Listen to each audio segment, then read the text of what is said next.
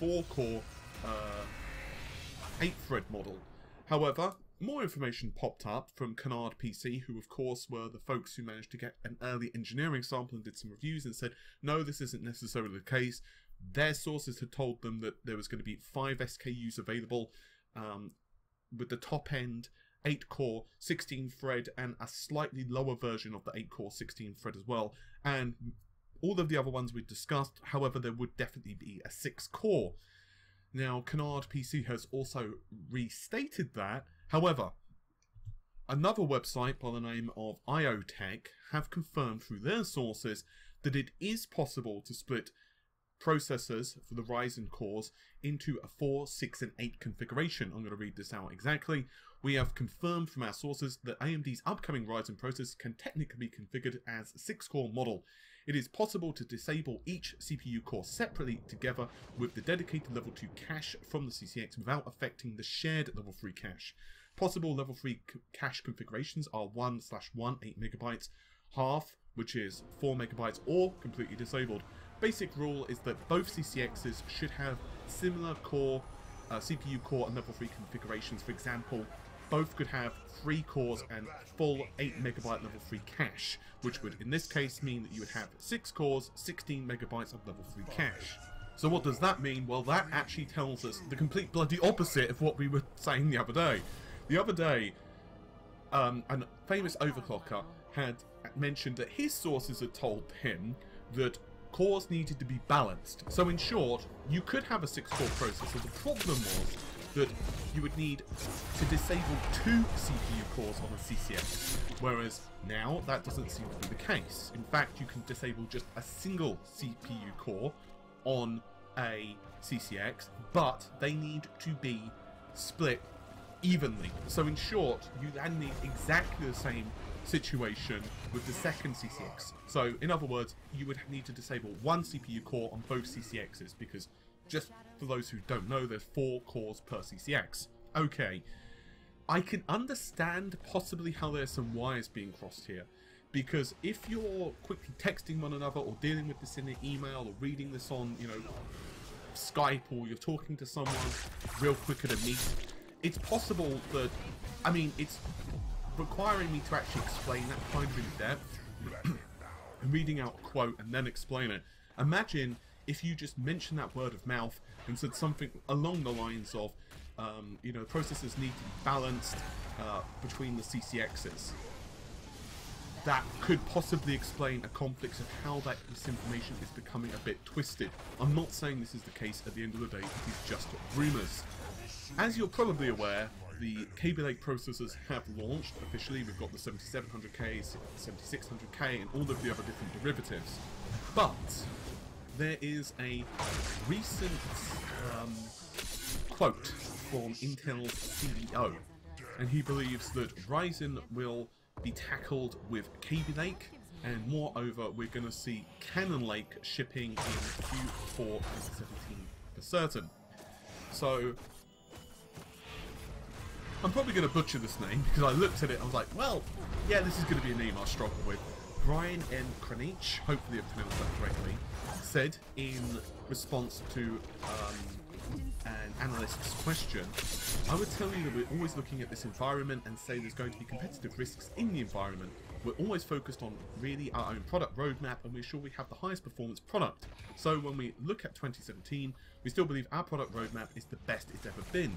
And as we look at Kaby Lake and it really ramps up through 2017, or it just comes out just at the end of 2016, now we'll ramp up with more SKUs and a higher performance product as we go into 2017.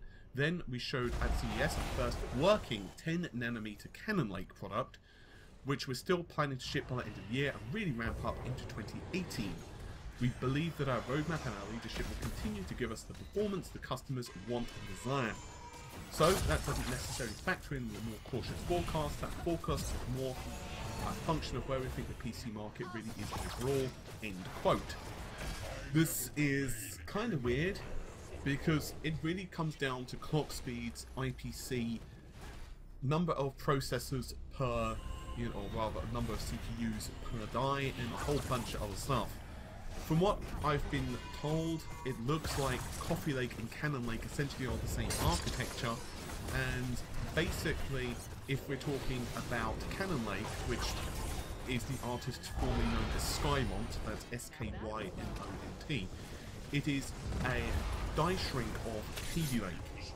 Now, as a die shrink, it's basically the brainchild of process architecture and optimization. So, what in theory you're going to see, of course, is reduction in power consumption, possibly higher clock speed, and maybe, just maybe, a few IPC changes here or there, although obviously we just don't know. Tiger Lake, on the other hand, which is supposedly going to be... I'm sorry, I think I just said Tiger Lake, I mean Coffee Lake, is going to be hitting the first 6-core mainstream SKU. Now, unfortunately, there's not exactly a release date for this thing. It looks like it's going to be 2018, which means that, at least for the mainstream side of things, the only real counter that Intel have are very highly clocked 4-core / 8-thread CPUs. But it all comes down to pricing, IPC, and clock speed. And I know I keep saying that, but it's like, if you bought an i3 7350, if you look at the benchmarks of those processors, it's really hard to argue that they're very impressive, considering at the end of the day they're just dual-core processors with 4 threads total. But if you look at the pricing, and I say that without actually having the pricing available, let me just do a Google. I'm being very professional today, I have, you know, very, very, very, very professional.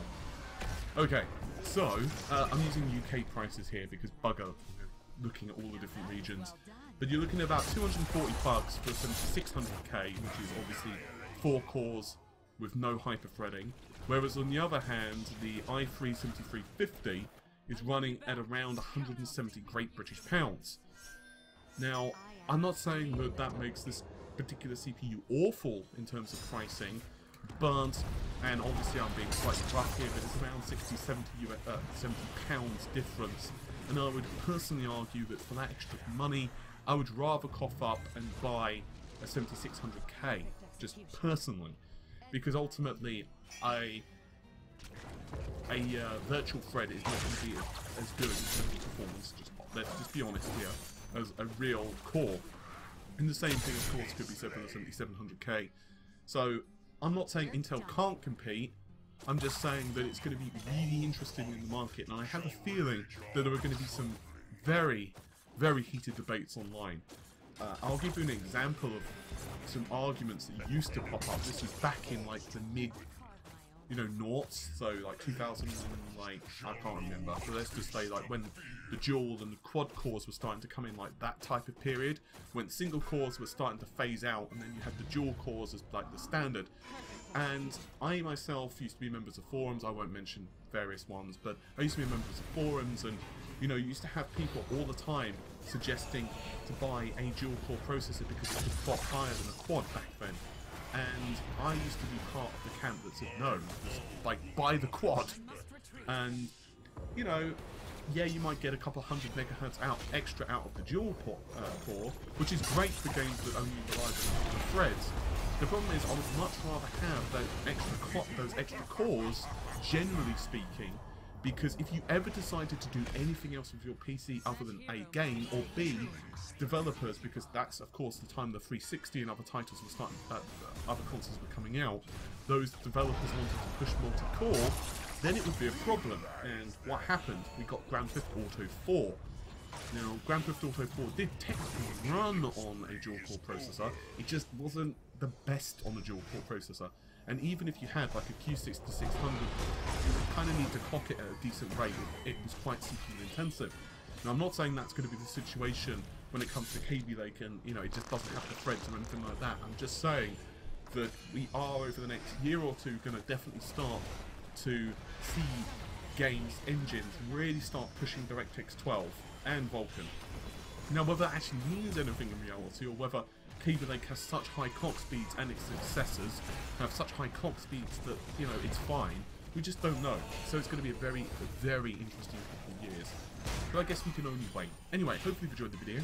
I'll see you soon. Take care of yourselves. Bye for now.